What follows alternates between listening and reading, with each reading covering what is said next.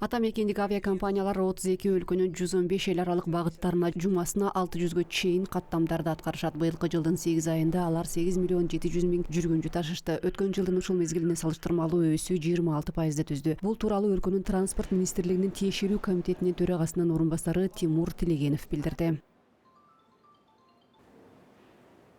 Для увеличения регулярности рейсов мы разработали совместно с... Сапардын жыштыгын арттыруу максатында ата мекендик компаниялар менен биргеликте учактар паркын толуктоо планын иштеп чыктык. Учурда Казакстандын авиакомпанияларында 96 жүргүнчү учактары үзгүлтүксүз жана коммерциялык каттамдарды аткарат. Мисалы, былтыр бизге 14 жаңы учак алынып келинди. Ал үстүбүздөгү жылы 13 учак сатып алуу мерчемделген. Учурда алардын 7 өлкөбүзгө келди. Ушул жылдын аягына чейин дагы 6 келиши керек. Жалпысынан 2025 жылга чейин 26 учак сатып алуу көздөлгөн. Натыйжада Жарандык авиация паркындагы учактардын жалпы саны 131ге жетиши күтүлүүдө.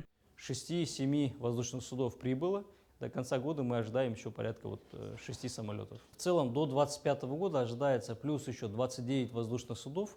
То есть количество самолетов будет доведено до 131 воздушного судна. Өлкөнүн аэропорттору заманбап талаптарга ылайык комплекстүү реконструкцияланып, жаңыланып жатат. Тармак адистердин айтымында ири шаарларга басым жасалууда. Алардын объектилери жакын арада жүргүнчүлөрдүн чоң агымын тейлеген авиациялык транзиттик түйүндөргө айланат. Учурда Алматыда жаңы жүргүнчү терминалынын курулушу жүрүп жатат. Аны 2024 жылы пайдаланууга берүү каралган. Мындан тышкары Борбор калаанын аэропортун жакшыртуу маселеси да иштелип жатат. Жакынкы 2 жылда анын тейлөө көлөмү 2 эсеге артат жана ал жылына 10 миллион жүргүнчүнү тейлөөгө мүмкүнчүлүгү жетет.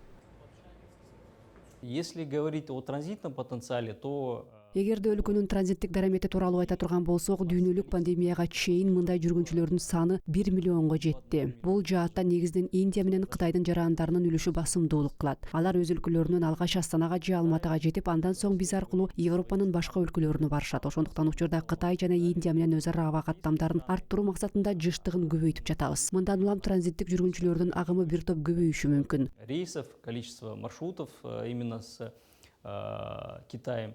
Плюс дополнительно увеличивается рейс с, Индией.